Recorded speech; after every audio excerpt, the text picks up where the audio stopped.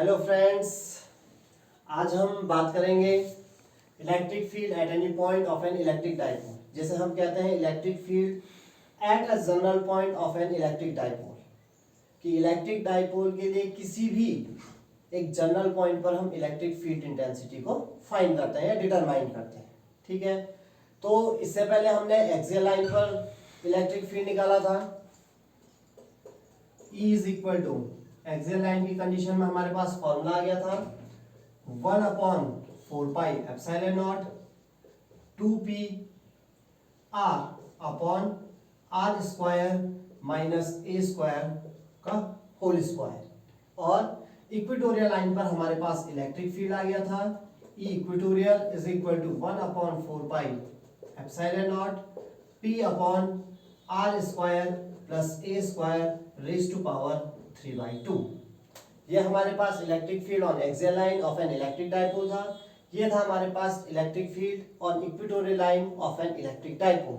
हमारे पास इसमें एक एक कंडीशन जो है छूट गई थी कि जब हमारे पास जो डाइपोल होता है वो बहुत छोटी लेंथ का होता है, when a dipole is of very small length. उस कंडीशन को हम यहीं कर लेते हैं, क्योंकि जनरल पॉइंट के लिए हमारे पास वो वाली कंडीशन होना जरूरी है। तो when a dipole is of very small length, इसका मतलब है कि डाइपोल जो है बहुत छोटा है। अगर डाइपोल बहुत छोटा होगा तो उस कंडीशन में जो ए है वो आर के कंपैरिजन में बहुत छोटा होगा। हम इसको ऐसे भी ले सकते हैं एक्सियल लाइन पर, माना हमारे पास जो डाइपोल है वो इतना सा छोटा है और इसकी एक्सियल लाइन पर जो पॉइंट पी है वो यहाँ है। तो इस कंडीशन में जो डाइपोल की ए वाली लेंथ है वो आर के कंपैरिजन में जो है बहुत छोटी है। तो इसके लिए जो ए स्क्वायर होगा वो आर स्क्वायर के कंपैरिजन में और ज्यादा छोटा होगा। हम इसको बाय एग्जांपल भी देख सकते हैं कि let a is equal to, अगर हमारे पास 1 सेंटीमीटर है और आर इज इक्वल टू हमारे पास 10 सेंटीमीटर है, तो इनके बीच का जो डिफरेंस है वो 9 सेंटीमीटर का है। जो ए है वो आर के कंपैरिजन में छोटा है। अगर हम दोनों का स्क्वायर करें तो a square is equal to 1 होगा और r square is equal to 100 हो जाएगा। दोनों के बीच का जो कंपैरिजन आ गया वो 99 का डिफरेंस आ गया। तो ए स्क्वायर जो है आर स्क्वायर के कंपैरिजन में और ज्यादा छोटा होगा। तो ए स्क्वायर को जो है हम आर स्क्वायर के कंपैरिजन में नेग्लेजिबल ले लेते हैं। नेग्लेजिबल मतलब जीरो के इक्वल ले लेते हैं, कि जो ए स्क्वायर की वैल्यू है वो अप्रॉक्स जीरो के इक्वल है। तो सो दैट जो हमारे पास फॉर्मूला बन जाता है ई एक्सियल लाइन पर electric field on axial line of a short electric dipole, E axial is equal to हो जाता है 1/4 epsilon naught 2p upon r cube. और जो हमारे पास इक्वेटोरियल लाइन पर हो जाता है electric field on equatorial line of a short electric dipole, तो उसके लिए फॉर्मूला हो जाता है 1/4 epsilon naught p upon r cube. तो ये दो टॉपिक हमारे रह गए थे जिन्हें हमने आज कंप्लीट किया, और इसके आगे हम पढ़ते हैं eight any point of an electric dipole. तो इसके लिए भी हम जो है शॉर्ट इलेक्ट्रिक डाइपोल की कंडीशन ही लेते हैं कि consider a short electric dipole of dipole moment p। माना हमारे पास एक इलेक्ट्रिक डाइपोल है, शॉर्ट इलेक्ट्रिक डाइपोल AB, और जो इसका डाइपोल मोमेंट है वो है हमारे पास p। डाइपोल मोमेंट की जो डायरेक्शन होती है वो -q2 + q की ओर होती है, और इलेक्ट्रिक फील्ड लाइन की जो डायरेक्शन होती है वो +q से -q की ओर होती है। इसका मतलब कि इलेक्ट्रिक डाइपोल मोमेंट और इलेक्ट्रिक फील्ड लाइंस दोनों एक दूसरे के अपोजिट डायरेक्शन में होते हैं। तो let O is the centre of the electric dipole, और माना इस डाइपोल के लिए हमारे पास एक जनरल पॉइंट है P, जिसके पोलर कोऑर्डिनेट हमारे पास r थीटा है। पोलर कोऑर्डिनेट का मतलब हो गया जो ये पॉइंट P है इस डाइपोल के सेंटर से r डिस्टेंस पर है और थीटा डिग्री के एंगल पर है। ये हो गया हमारा पोलर कोऑर्डिनेट।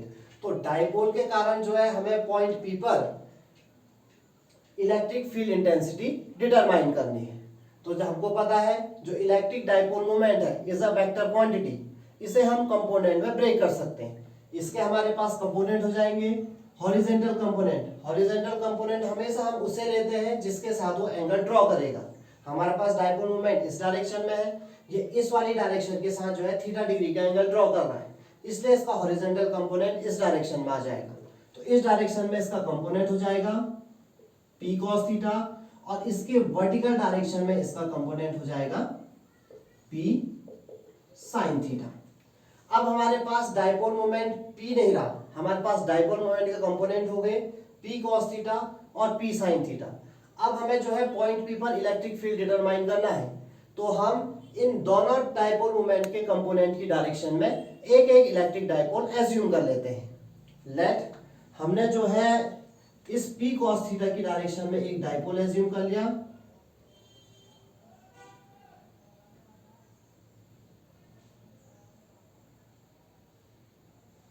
इस तरीके से माना ये हमारा डाइपोल हो गया a डैश b डैश, और दूसरा डाइपोल हमने इसकी डायरेक्शन में एज्यूम कर लिया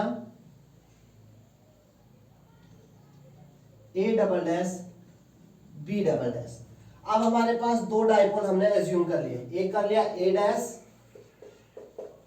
b डैश और दूसरा कर लिया हमने a double dash b double dash. a dash b dash का डाइपोल मोमेंट है हमारे पास p cos थीटा, और जो a double dash b double dash हमने डाइपोल एज्यूम कर रखा है इसका डाइपोल मोमेंट है हमारे पास p sin थीटा।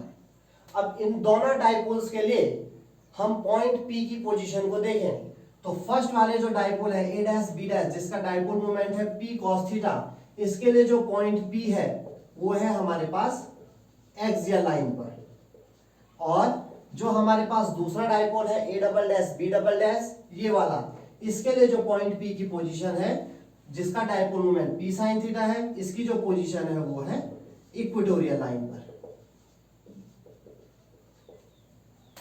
तो let at point p electric field intensity due to a dash b dash, इसके कारण माना इस पॉइंट पर इलेक्ट्रिक फील्ड इंटेंसिटी है E1, तो उसकी डायरेक्शन हमारे पास आ जाएगी उसी की आगे की ओर। और इस a double dash b double dash के कारण पॉइंट p पर अगर हम इलेक्ट्रिक फील्ड इंटेंसिटी देखें तो उसकी डायरेक्शन हमारे पास इस डाइपोल के पैरेलल आती है, opposite to the dipole moment. इसके कारण माना इलेक्ट्रिक फील्ड इंटेंसिटी E2 है, तो उसके लिए हमारे पास यहाँ इलेक्ट्रिक फील्ड इंटेंसिटी इस डायरेक्शन में हो जाएगा E2। सेम कंडीशन कि एक डाइपोल एक इलेक्ट्रिक फील्ड हमारे पास इस डायरेक्शन में आ गया, एक इलेक्ट्रिक फील्ड हमारे पास इस डायरेक्शन में आ गया, इसका रिजल्टेंट हमारे पास कहाँ आएगा? इसका रिजल्टेंट हमारे पास आएगा according to parallelogram law of vector addition, जो मैंने आपको पिछली वीडियो में बताया था कि अगर दो वेक्टर पैरेललोग्राम की दो साइड को रिप्रेजेंट कर रहे हैं तो उनका रिजल्टेंट हमेशा उसके डायगोनल की डायरेक्शन में होता है। तो इसका रिजल्टेंट इसके डायगोनल की डायरेक्शन में आ जाएगा यहाँ। तो सबसे पहले हमें E1 और E2 की वैल्यू फाइंड करनी है। तो for short electric dipole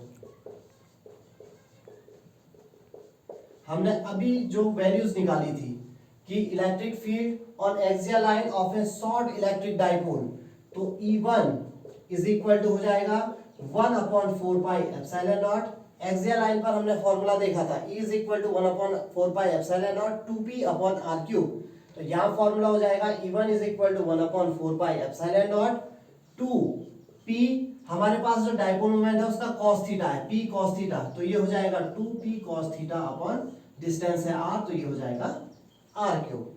similarly electric field at point p due to electric dipole a double dash b double dash वो उसकी इक्वेटोरियल लाइन पर है, और इक्वेटोरियल लाइन पर शॉर्ट डाइपोल के लिए हमारे पास फॉर्मूला आया था E is equal to 1/4 pi epsilon naught p upon r cube. तो फॉर्मूला हो जाएगा E2 is equal to 1/4 pi epsilon naught p, उसका डाइपोल मोमेंट है sin थीटा, तो ये हो जाएगा p sin theta upon r cube. तो सो दैट जो हमारे पास net electric field at point P due to electric dipole AB है वो हो गया हमारे पास E, तो ये हो जाएगा हमारे पास E vector is equal to E1 vector plus E2 vector.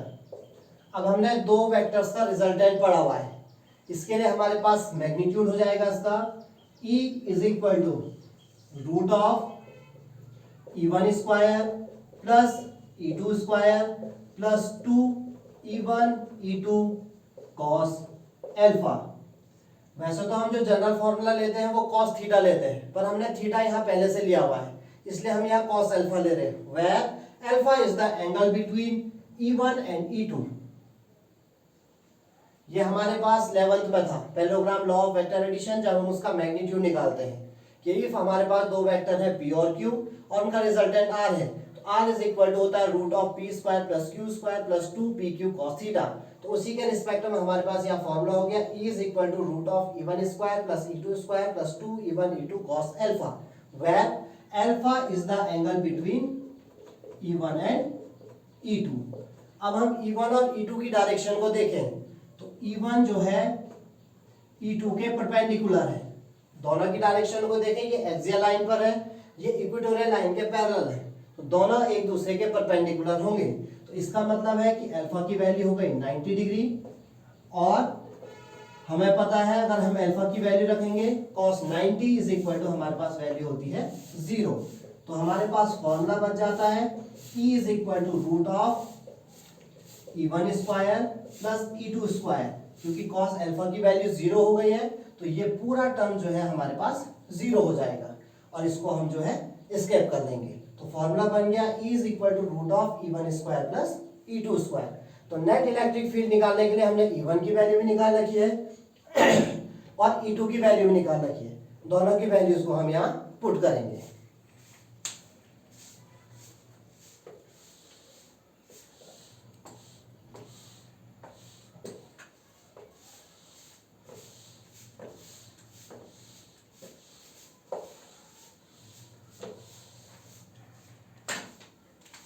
तो सो दैट हमारे पास फॉर्मूला हो गया था E is equal to root of E1 square plus E2 square.